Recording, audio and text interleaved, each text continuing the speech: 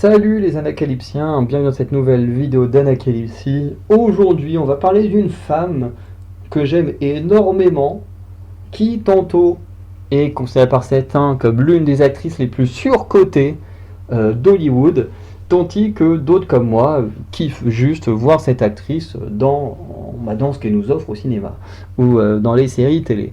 Personnellement, moi je considère Jenna Ortega comme étant facile dans le top 5 de mes actrices préférées, top 5, top 10 facile.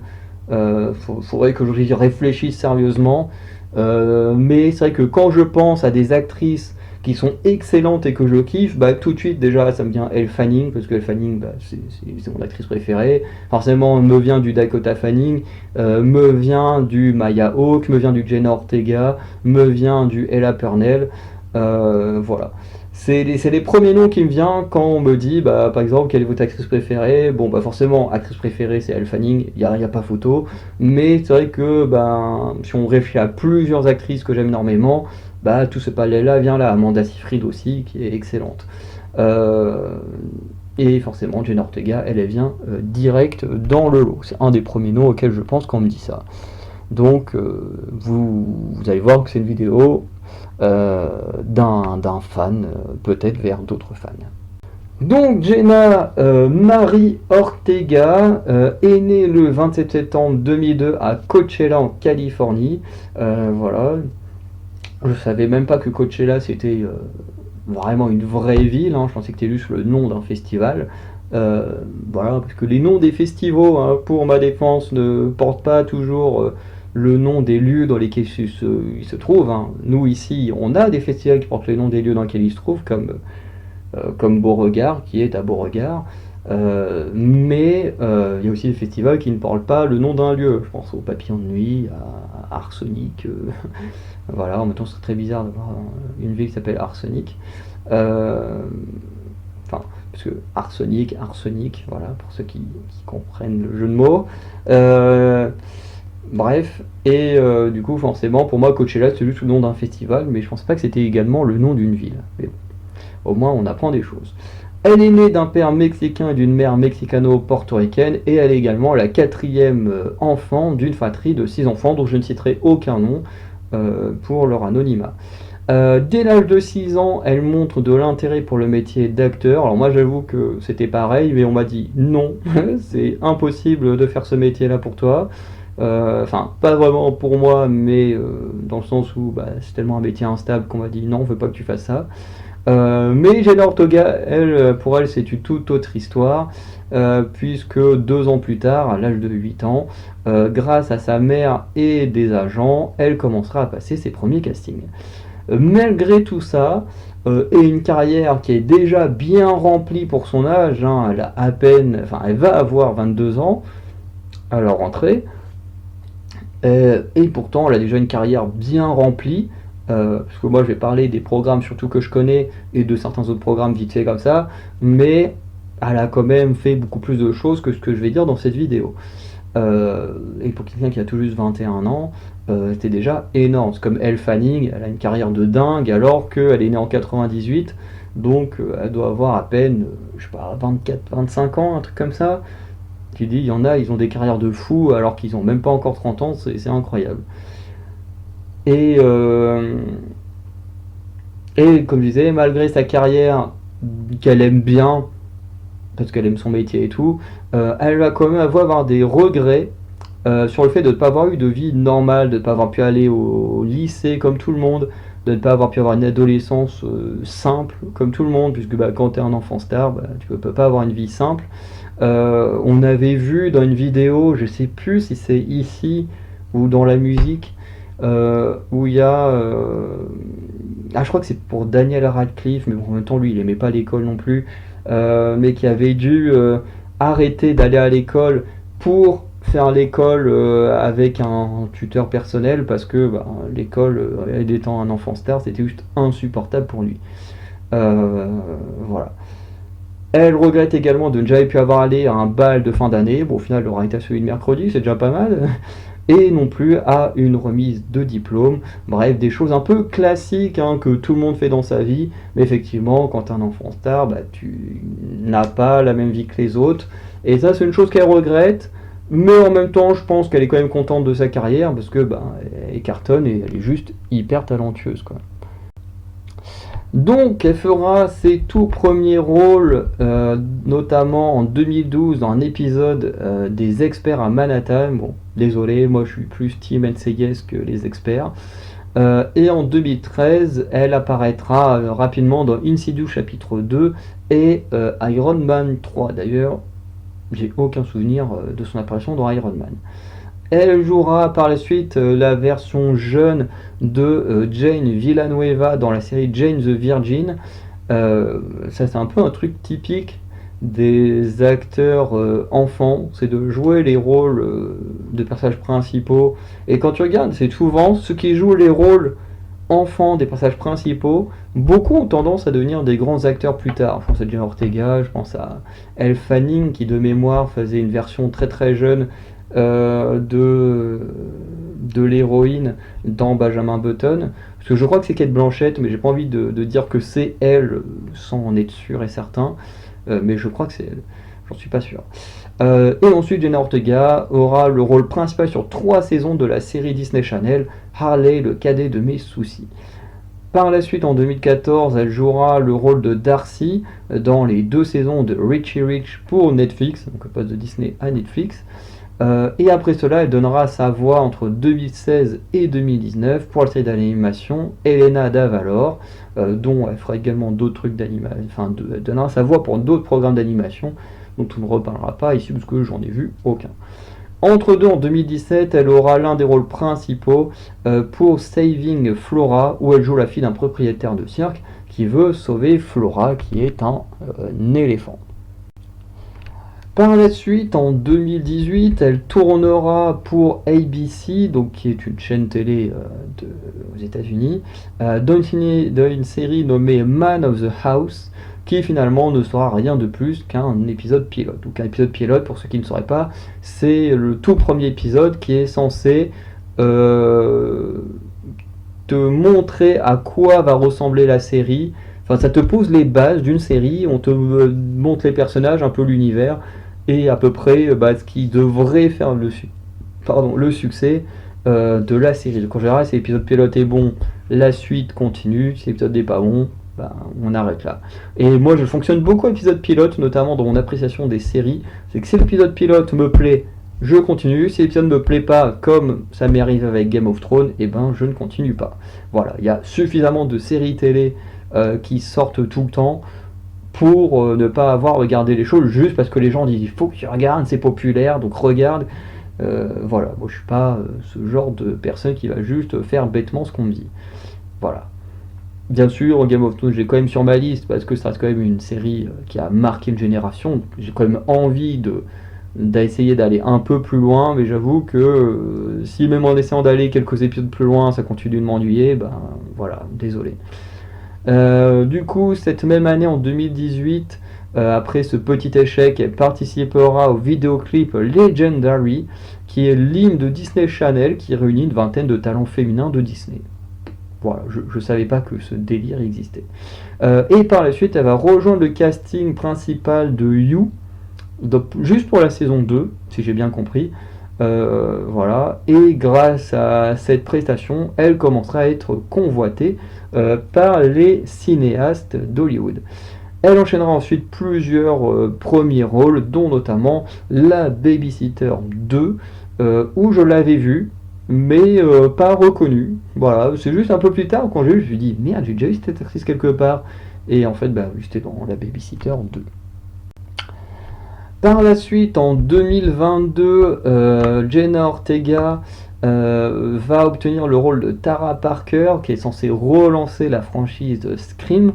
Et elle aime tellement la franchise qu'elle ne veut pas détruire la saga, elle veut continuer en respectant la saga et en apportant quelque chose de nouveau.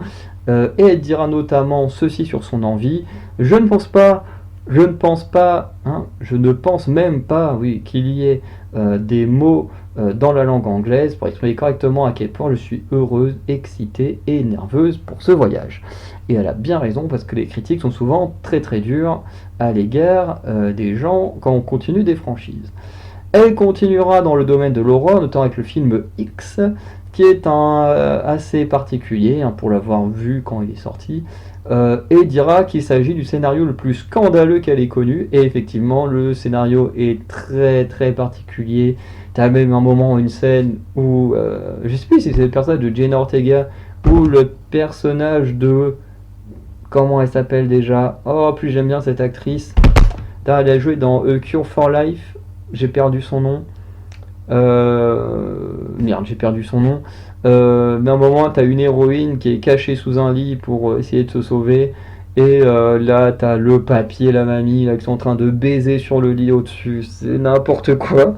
Bref, les scènes, elles sont horribles. Parce que même, je crois que t'as un mec qui se fait buter parce que la vieille essaye de le chauffer et tout. Enfin, la série est très particulière. De toute façon, tout tourne autour du porno. Parce que le film, c'est juste des gens qui veulent tourner un porno. Du coup, qui ont loué une maison. Enfin, qui ont loué une grange à des vieux et qui veulent tourner leur scène porno dedans. Enfin bref, c'est un film assez particulier. Après de mémoire, il n'y a pas de nu, hein, donc si vous espérez voir Jenna Ortega ou une autre actrice à poil, ça n'arrivera pas, enfin du moins pas dans mes souvenirs. Et par la suite, elle a été choisie pour interpréter Mercredi de la série éponyme de Netflix, qui aura un très très très gros succès, hein, on l'a tous vécu en direct, notamment sur cette chaîne, hein, dont les vidéos sur Mercredi, je crois, sont les vidéos les plus vues de ma chaîne avec plusieurs milliers de vues. Alors qu'à l'époque, j'avais même pas encore mes 100 abonnés. C'était un truc de fou. Euh, et on a vu aussi tout le battage médiatique sur TikTok, les réseaux sociaux et tout ça. J'ai même été très surpris qu'après la sortie de Mercredi, lors du carnaval étudiant de Caen, qui est quand même le plus grand carnaval étudiant d'Europe, bah, qu'il n'y ait pas tant de gens que ça déguisés en personnages de Mercredi. J'ai été surpris. Même cette année, on n'en a pas vu tant que ça. Avec mes potes, on s'est dit, ok, c'est bizarre. Euh, Pourtant, c'est grosse série à succès, mais pourtant, les costumes classiques, ça reste du Scooby-Doo, des Totally Spies, des trucs dans le délire. T'en as qui ont des costumes beaucoup plus élaborés, en Mandalorian et tout, avec des tenues nickel. Mais c'est vrai que mercredi, ça nous a surpris qu'il n'y en avait pas tant que ça. Mais bon, c'est comme ça, hein, on n'y peut rien. Du coup, elle va continuer ces dernières années sur Scream avec une suite et mercredi, donc le tournage a débuté récemment en faisant d'autres projets, dont le truc, pas Family Millers, un truc comme ça, avec Martin Freeman, que je pense que je vais regarder prochainement, et un autre film aussi qui est en projet, voilà. Non, un qui est déjà sorti, je crois. Enfin bref, elle a fait d'autres choses, mais on l'entend surtout parler d'elle par rapport à Mercredi et Scream ces derniers temps, notamment avec Scream où il y a eu tous les problèmes autour de la guerre israélo-palestinienne, puisque Melissa Barrera va apporter son soutien à la Palestine, ce qui fait que la production va virer Melissa Barrera. Un peu plus tard, du coup, Jenna Ortega va dire bon bah moi je me casse du projet. Elle ne dira pas que c'est parce qu'elle soutient la Palestine et Melissa Barrera, mais très clairement, quand par la suite les deux femmes disent qu'elles sont toujours très soudées, qu'elles sont comme des sœurs et tout, bon, tu comprends très clairement. Surtout qu'en plus, Melissa Barrera a joué dans un film d'horreur, enfin c'est Abigail, ou peut-être un autre film d'horreur qui est sorti il n'y a pas longtemps, ou qui va sortir, je sais plus, où les réalisateurs sont les réalisateurs de Scream. Donc voilà, hein, tu te dis c'est que c'est bien la production hein, qui a décidé de virer Barrera. Mais du coup, bah, Jenna Ortega ils ont quitté le projet. Et d'ailleurs, un peu plus tard, c'est également les réalisateurs qui vont dire bon bah on a perdu deux actrices principales, donc nous aussi on casse du projet. Et du coup, les deux réalisateurs vont faire un nouveau projet avec Melissa Barrera qui sort cette année, ou qui est sorti cette année. Donc ça montre bien que la production aux États-Unis, ce sont bien des salauds. Si tu ne penses pas à ce que eux ils pensent, ben tu dégages. C'est une politique assez particulière. Voilà. Sur l'aspect plus personnel, Jenna Ortega apporte souvent son soutien aux migrants, aux immigrants et à la politique qui va en faveur des immigrants. Elle combat également pour la communauté LGBT, comme la plupart des stars assez jeunes, hein, j'ai l'impression. Et en 2007, Jenna Ortega fera une grande action en organisant un meeting avec ses fans et en donnant l'argent récolté à une jeune fille qui est atteinte du cancer. En 2018, Jenna Ortega va également faire opposition à Melania Trump, qui globalement, Melania Trump avait rendu visite à des enfants immigrés hébergés sans parents. C'est un truc de fou, des enfants qui sont plus dans leur pays d'origine, qui ont plus de parents, qui ont plus rien. Et là, Melania Trump portait une veste en mode I really don't care, do you? Donc en mode je m'en fous, et vous? Voilà, enfin vraiment, non, plutôt je m'en fous vraiment, ou vraiment je m'en fous, bref. Un truc en mode je suis là, un peu parce que je dois être là, mais j'en ai rien à foutre. Et au Radio Disney Music Award, Jenna Ortega en opposition va porter une veste où l'on peut lire I do care and you should do. Donc globalement, moi j'en ai quelque chose à faire et tu devrais également. Bref. Et en 2022, Jenna a avoué avoir failli stopper sa carrière d'actrice pour devenir footballeuse, où elle s'est entraînée à quasiment tous les postes qu'il existe au football. En ce qui concerne son rôle d'actrice, Jenna Ortega avoue en 2021 sur la chaîne I, qui est la prononciation de la lettre E en anglais, qu'elle désire jouer plus de rôles diversifiés possibles et changer de registre également. Alors ça c'est un truc que j'aime beaucoup.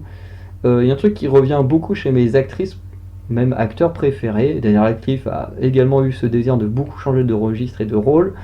Elle Fanning, c'est également le cas. Dakota Fanning aussi. Maya Hawke, je ne savais pas sûrement sa carrière. Amanda Seyfried, c'est le cas. Bref, j'aime beaucoup ceux qui ont cette mentalité-là. Pour Rotten Tomatoes en 2022, elle va être très à l'aise avec les films d'horreur. Et d'ailleurs, c'est vrai que quand on regarde sa carrière, elle a joué quand même dans beaucoup de programmes liés à l'horreur, que ce soit You, Scream, X, la Babysitter, Mercredi, qui est à moitié considéré comme de l'horreur, ce que je comprends pas, parce que je vois pas trop ça comme de l'horreur, mais c'est quand même considéré comme de l'horreur, bref. Et en termes de modèle, Jenna Ortega donnera plusieurs noms comme Gina Rodriguez, qui semble avoir une histoire similaire à elle, et avec qui elle a notamment travaillé dans Jane the Virgin. Elle dit également que Denzel Washington est l'homme le plus cool que j'ai jamais vu de ma vie, hein, et ce sont ses mots à elle, hein, c'est pas les miens. Bon, Denzel Washington est très cool, hein, mais moi je l'ai jamais rencontré. Et surtout, la petite phrase qui fait plaisir, hein, pour moi, c'est après la performance de Dakota Fanning dans Man on Fire en 2004, donc à l'époque, je crois que Dakota Fanning, elle a 1 an de plus que moi. Donc à l'époque, moi j'avais 9 ans. Donc quand on sait qu'il y a au moins une année de tournage avant, donc ce qui fait que Dakota Fanning avait à peu près 8-9 ans quand elle a tourné le film, et 10 ans quand le film est sorti. Donc Jenna Ortega nous dit, après avoir observé Dakota, qui était manifestement si talentueuse à un si jeune âge, encore une fois, quand elle a tourné elle avait entre 8 et 9 ans, j'ai décidé que je voulais être la version portoricaine d'elle. Et ça c'est très très cool parce que moi, les sœurs Fanning, ce sont des actrices avec lesquelles j'ai grandi. Alors j'ai un peu plus grandi avec Dakota Fanning et ensuite je suis devenu un très très très gros fan de la petite sœur. Mais ça reste 2 actrices que j'aime énormément. Et voir que Jenna Ortega, parmi ses modèles, il y a une actrice qui a à peine 8 ans de plus qu'elle, plutôt que des actrices vieilles, parce que souvent quand les gens ont des modèles, souvent des actrices ou des acteurs assez vieux, et là voir que ce sont des gens plutôt jeunes, ça fait plaisir aussi, surtout quand moi ça fait partie des gens que j'aime le plus également. On va terminer du coup cette vidéo sur les rôles que moi je retiens de Jenna Ortega, donc j'ai pas vu toute sa carrière, mais ce que moi j'ai bien aimé. Donc il y a The Babysitter Killer Queen 2020, bon, qui est pas non plus un film extraordinaire, mais qui est une bonne comédie horrifique, voilà, c'est sympa. Il y a Scream, de 2022 que moi j'aime bien, X de 2022 également que j'ai bien aimé, bien que c'est vraiment dérangeant par moment, Scream 6 de 2023 que j'ai trouvé mieux que celui de 2022, puis la série Mercredi que j'ai vraiment kiffé, qui a débuté en 2022 et dont on aura certainement la suite d'ici 2025, je pense. Sûrement fin 2025 vu que le tournage a débuté il y a quelques semaines. Du coup, pendant sa carrière, Jenna Ortega sera nominée 22 fois entre 2016 et 2024, dont elle va remporter 9 prix sur les 22. Parmi eux, il y a celui de la meilleure actrice dans une série d'horreur pour Mercredi au Critics Choice Super Awards en 2023. C'est pour ça que je vous disais, je ne comprends pas que ce soit considéré comme une série d'horreur, parce qu'elle a reçu le prix de meilleure actrice dans un film d'une série d'horreur. Pour moi, Mercredi, c'est pas vraiment de l'horreur, mais bon, c'est comme ça. Ou encore la Most Frightened Performance dans Scream en 2022 au MTV Movies and TV Awards. D'ailleurs, il y avait même les réalisateurs de Scream qui disaient qu'ils avaient pris Jenna Ortega pour son acting et notamment pour son cri, qui était très bien pour Scream. Voilà, et parce que Fright, de mémoire, Fright Night, hein, le nom d'un film, si on traduit en français, c'est La Nuit du Frisson, un truc comme ça, donc voilà, vous comprenez l'idée du prix. Voilà, on va pouvoir conclure. Donc, on a fait une petite présentation globale de Jenna Ortega. Forcément, la vidéo est pas non plus hyper longue puisque c'est une actrice très jeune. Hein. C'est une 2002, voilà. Donc quand même très jeune et qui a quand même une carrière assez variée, qui a des positions politiques assez variées et plutôt honorables, hein, très clairement. Hein. C'est pas comme d'autres personnes qui commettent des crimes.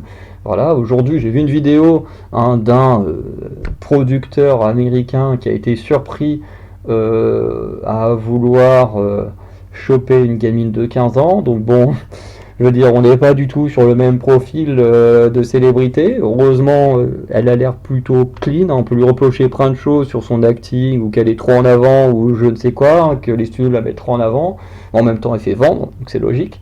Mais bon, ça au moins c'est des trucs qu'on peut pas lui reprocher. Bref, en tout cas, c'est une star que moi j'aime beaucoup. Voilà, je pense qu'au moins une fois par an, je parlerai d'une actrice ou d'un acteur que j'aime énormément. Cette année, on a fait Daniel Radcliffe et Jenna Ortega. Je sais plus ce que j'ai prévu pour la fin d'année en termes de présentation d'artistes. Mais en tout cas, vous pourrez vous attendre à du Johnny Depp, du Chris Evans, du Chris Hemsworth, je vais dire encore du Chris avec Chris Pratt. Oui, j'aime quand même beaucoup Chris Pratt. Avec du Johnny Depp, puis les sœurs Fanny, Maya Hawke, enfin bref, on peut s'attendre encore pas mal de beaux noms dans les semaines, mois, années qui suivent. Bref. Du coup, je suis très content d'avoir fait cette petite vidéo sur le début de carrière de Jenna Ortega. Vu à l'âge qu'elle a, à mon avis, elle en a encore pour très longtemps. Je ne serais pas étonné qu'au bout d'un certain âge, comme Daniel Radcliffe ou d'autres, qu'elle touche également à la réalisation et tout. Bref, sûrement que dans quelques années, on refera un bilan sur ce qui est devenu Jenna Ortega. Ça pourrait être très intéressant. En tout cas, toujours un très grand fan. Impatient de voir les programmes que moi je n'ai pas encore vus d'elle. Et du coup, impatient de voir la suite de Mercredi, puisque elle ne reviendra jamais dans Scream après que la production ait viré Melissa Barrera.